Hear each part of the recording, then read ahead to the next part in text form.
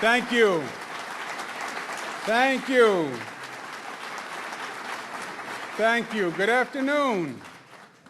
Oh, it's a better afternoon than that. Good afternoon. All right. It really is my pleasure to be at Onondaga Community College. First, to your county executive. How great is she? And she didn't need the notes. Isn't she better without the notes?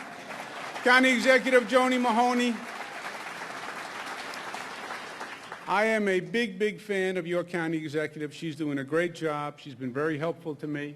She's also exactly right. The way we got the budget done is by getting out of Albany, by going to the people of the state, by getting the message and the information out to the people of the state, and then the people of the state spoke and Albany listened, and we got the budget done. So give yourselves a round of applause.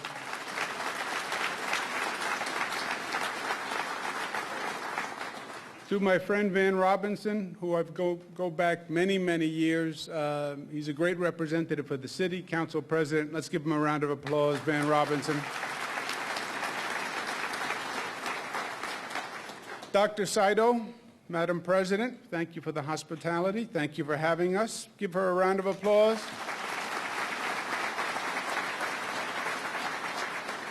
And are there students here today? Well, I want you to know this is how good the president is. She said any student here today will get 5 points extra credit for being here. So give her a big round of applause.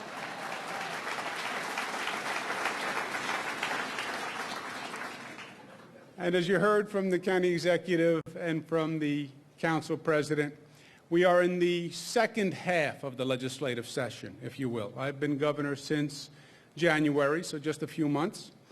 I want you to know they were very long these past few months. When I started the job, I had no gray hair. I want you to know, and this is now all just from the past few months. But we've actually made good progress, believe it or not, and we have more to do. And we are in the second half, if you will, of the legislative session. And this presentation that I'm going to offer you today is about our agenda, our plan for the second half of the session, which is just now down to about 5 or 6 weeks. So time is short.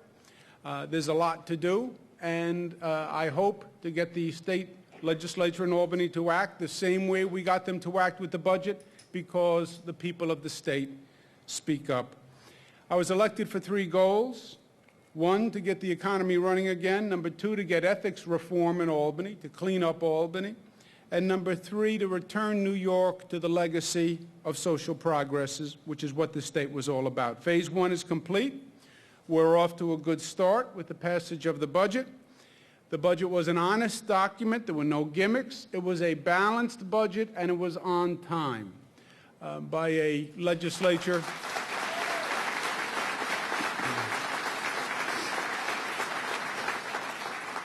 This year's budget, we closed a $10 billion deficit. We did it without raising taxes. We did it without borrowing. We ended what's called the automatic inflators. You had state programs that were going up 14% every year, year after year. And those automatic inflation indexes is what was driving the state deeper and deeper into deficit. We introduced performance funding in the state, saying that let's get these programs to actually perform for people. And we began to focus on the economy and job generation with the Recharge New York Jobs program. So we're off to a good start, but there's more to be done. There's more to reforming Albany, and this is now phase 2 of the agenda. Number 1, to get the economy running. We started by getting taxes under control with the state budget. No new taxes on the state side, but now we must turn to local governments, because there's the cost of state government, there's also the cost of local governments. And what I call New York's hidden tax, which is the property tax. It is one of the highest property taxes in the United States. When you look at the taxes by counties, the top 15 highest tax counties in the United States are all in the state of New York. When you look at absolute dollars, Nassau County is the highest taxed county in the United States of America. Westchester is second, Rockland is number 5. Onondaga County, 12th highest property taxes in the United States, believe it or not. When you look at all the New York counties, every county in the state of New York is in the top 20% of highest tax counties in the country. Median U.S. property tax bill, $1,900. New York, $3,700, 96% higher than the U.S. average. And when you look at the rate of increases in property taxes, this is the average increase over 5 years. Rate of inflation was going up 2.9%. The rate of inflation is basically the index of growth, of increase. County taxes, on average, up 5.7. City taxes up 5.1. Look at the fire district, 7.6. School taxes, 7.5% per year. Those rates of increase, my friends, are unsustainable. And those rates of increase are what is driving people out of their homes in the state of New York. And that's what has to stop. Simple line is that New York has no economic future as the tax capital of the nation, period. Not only does the property tax affect residences, but it also affects businesses. And when businesses complain about the high taxes in the state of New York, businesses actually pay more in property taxes than they pay in corporate income tax. $3.1 billion paid by corporate businesses in corporate income tax, $16 billion paid in property taxes. It's the property tax that's chasing businesses from the state of New York. What's the answer? The answer is to cap the increase in property taxes. And I have a proposal that is on the agenda now which would cap the increase in property taxes at 2% per year.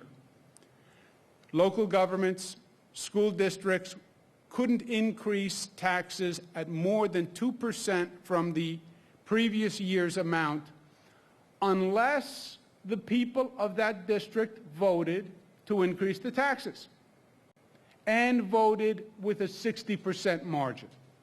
So there would be a cap at 2% on an increase unless the people of that county or district or city or town or school district said we want to raise our taxes more for a good reason. And then with a 60% vote, you can raise the taxes to whatever you want. Well, why is it a 60% and not 50%? Because I want a proposal that skews in the favor of the taxpayer. I want a higher threshold where you have to win with the 60% because for too long the taxpayers haven't had a voice. And for too long those increases have been going up year after year after year. And the government, frankly, has had more power than the taxpayer. Now I want to stack the deck in the favor of the taxpayer for a change. And that's what the 60% number is all about.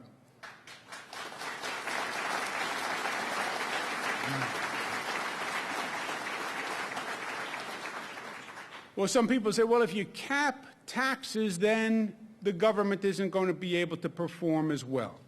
Massachusetts had a tax cap. Before Massachusetts passed a tax cap, which is in 1980, it was the second most taxed state in the nation. Today, Massachusetts is number 23. And we need a new attitude in New York. It's not how much you spend. Just because you're spending more money doesn't mean you're doing more good things. It doesn't mean you're accomplishing more. More money is not synonymous with more performance. It's not synonymous with more results. And we have to stop this attitude in New York where we just want more money, more money, more money. And we look at the amount we spend and we don't look at what we're buying and we don't look at the results and we don't look at the achievement. New York spends more money per pupil than any state in the nation. And we're number 34 in terms of results. Massachusetts, to use Massachusetts again, New York spends 28% more per student on education, yet New York is number 40 in graduation rates, Massachusetts is 14. Massachusetts is number 1 in test scores, and New York is number 25. So it's not how much you spend. It's not how much you're spending in a government program. It's how efficient and how effective that program is. When you look at spending in schools, this is a fascinating set of numbers. Since 1996, enrollment in public schools has gone down 4%. Why? That's a demographic trend. There are just fewer school-age students. So number of students is down 4%. Spending on schools is up 120%. The number of teachers is up 10%, and the number of supervisory staff is up 34%. That is a trend in corporations that are losing market share and are going bankrupt. We've been building the front office, building the management staff, fewer people on the assembly line, fewer teachers in the classroom, and that means more money for more overhead, more bureaucracy, and we already saw the numbers that say we're not getting the results. To go with the tax cap, we also need mandate relief. I'm sure the county executive will tell you if she gets a chance that the counties want more autonomy and less mandates from the state, where the state says you must do this, you must do this, you must do this. That's mandate relief, and I support that. And we also need pension reform, because the cost of the public pensions is staggering. 1998 to 99, it was $1.3 billion. In 2013, that number goes to $6 billion. It is an unsustainable increase for the state. We need to work on both. Second item on the agenda is cleaning up Albany and ethics reform. There is a long line of disgraced politicians. I know the level of corruption well in Albany. I was Attorney General for 4 years. I did many of these cases myself. I was very active in the area of public integrity.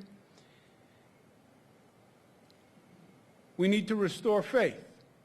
I can't tell you, during my campaign last year, I was all over the state from one end to the other. I can't tell you how many people came up to me and said, you know, when it comes to state government, we just don't have faith anymore. We don't believe what the government is saying. And it's for good reason. It's because you've had year after year of more scandal and more corruption. Now, we have a part-time legislature in Albany, which means you can be an assemblyman, you can be a state senator, you can also be a lawyer, you can be a businessman, you can be an outside consultant. We have a part-time legislature. That's what the Constitution says. That's the law. That's what we have chosen. The question, though, becomes, when you have a part-time legislature, who else do the legislators represent in their private business? And is there a conflict of interest between them representing the people and what they're doing in their private sector career? And this has posed a problem in Albany year after year after year. And when you look at a lot of the cases and a lot of the scandals, they're all about this conflict. So to resolve it, it's very simple. Bring transparency, bring disclosure, tell the people who you represent privately before the state. Let the legislators say, these are my lists of clients, my outside clients. Let them release a list of how much they're getting paid by the clients. And ask them to answer the question. And if they refuse to answer the question and disclose, well, then they just answered the question. This is what my ethics legislation would do. The legislature says, well, we don't need a new law. The legislature will say that they can police themselves, and they're an independent body, and they can police themselves. The legislature has had an ethics committee since 2007. Since 2007, the legislature has never taken a real action. And the concept of self-policing is an oxymoron. You cannot police yourself by definition. Since 2007, when the Legislative Ethics Committee started, you have a long line of senators and assemblymen who have gotten into trouble, a long line of scandals, a long line of corruption, and not a peep from the Legislative Ethics Committee in the meantime. We need an independent monitor to bring an independent set of eyes that represents the people, that will honestly monitor the legislature, and we need it now.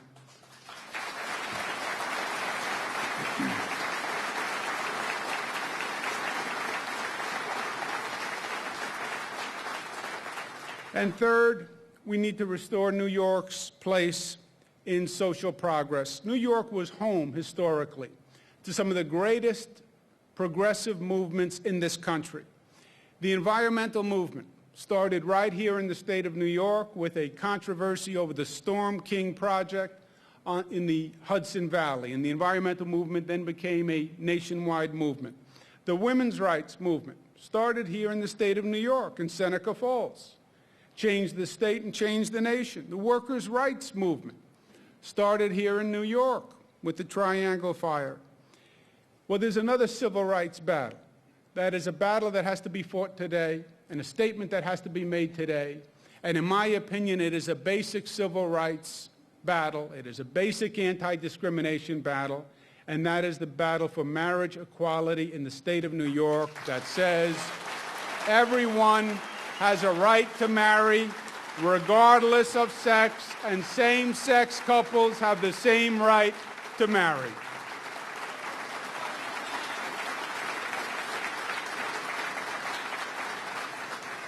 My friends, it is a question of social progress, and society needs to evolve. At one time, not too long ago, it was illegal for blacks and whites to marry each other, and that was accepted across the country, that was okay. And it wasn't until the Supreme Court acted that this nation decided it wasn't okay. So progress and evolution has to be constant. And New York was the head of that train for many, many years, and it should be again. Other states have now acted already on marriage equality and have passed New York. It's time New York catches up, and we have to do it in the next few weeks in this legislative session.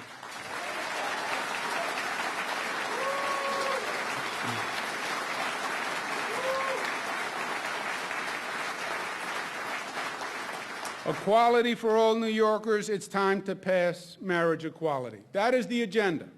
Get the economy running, ethics reform to clean up Albany, and return of the legacy of social progress, and now is the time to do it, my friends. June 20th is the day that the legislature ends, and June 20th is D-Day for us.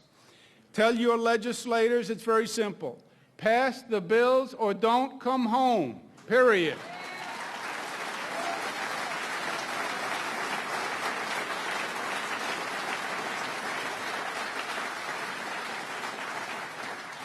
And in closing, let me say this.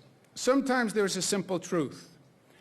I was speaking with one of my daughters the other day. She's a 16-year-old, and she was explaining a situation to me that she has, a situation where she's planning to take a course in school, and she told one friend she would take the course with her, but then another friend wants to take another course, and she feels complicated, and she was explaining this to me, and she said, you know what, it's complicated, Dad, you wouldn't understand.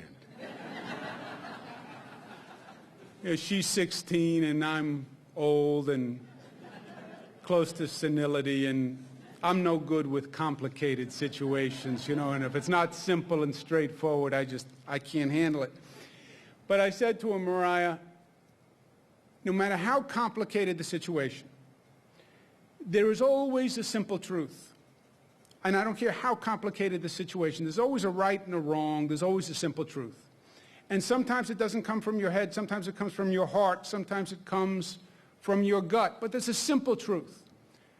We have a complicated situation in Albany. We have a complicated situation in the state of New York. But there's a simple truth to all of this. This is a battle for the control of government. That's what this is all about. That state government is supposed to work for the people of the state of New York, and it hasn't for many, many years.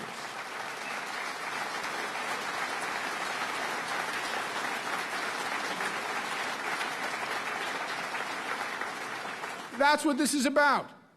And that's what the county executive was saying, and that's what the council president was saying, and that's why I'm here, and that's why I'm not in Albany.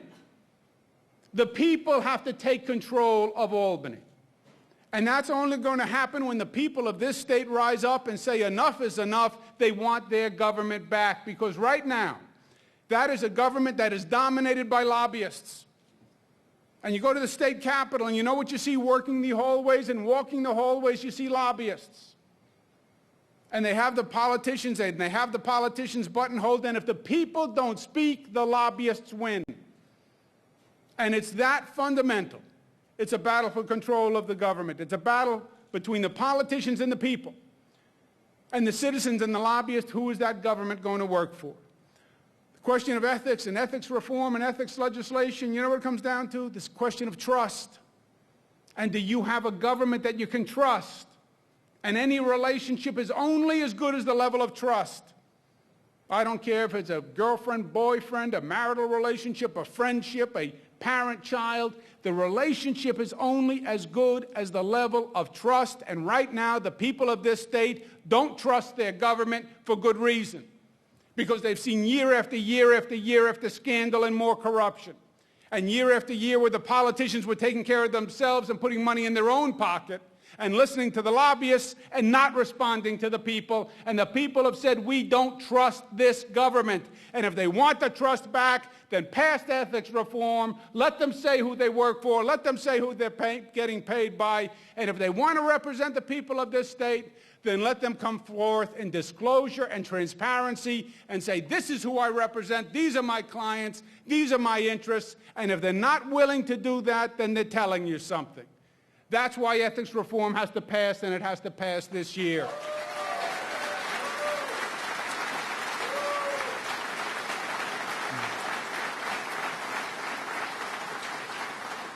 Property tax cap, 2%, 60%. You know what the property tax cap is all about? The simple truth.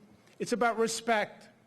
That government should respect your tax dollars. And they shouldn't be asking you for increases when you're not getting increases.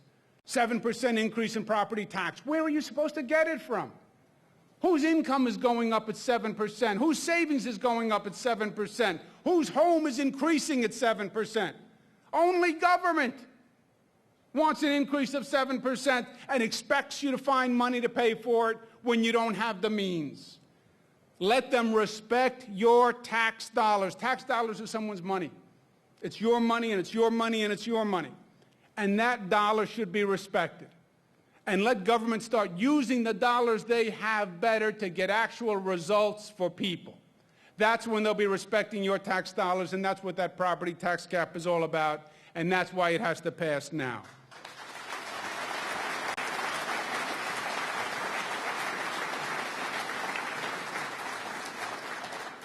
Who is going to win this battle? Who's going to win the battle between the politicians and the people and the citizens and the lobbyists? Well, my friends, it's up to you, because this is very simple.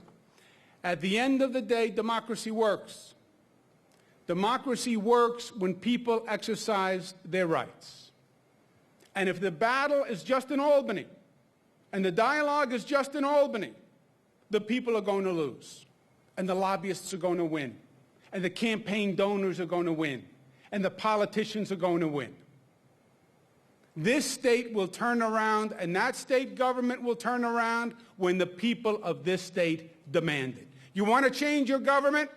Then you stand up and be heard. You want your legislators to vote differently than they voted in the past? Then you let your legislators know. They will listen. Politicians have very good hearing. They do. Otherwise, they're not politicians for long. Politicians who don't listen to the people are short-lived politicians. We're going to win this battle because enough is enough, and the people of the state have had enough. And I really believe that we are at a turning point for this state. I think we've made great progress with the budget. I think the economy is starting to come back. People are starting to look at this state differently. We're no longer the tax capital of the nation.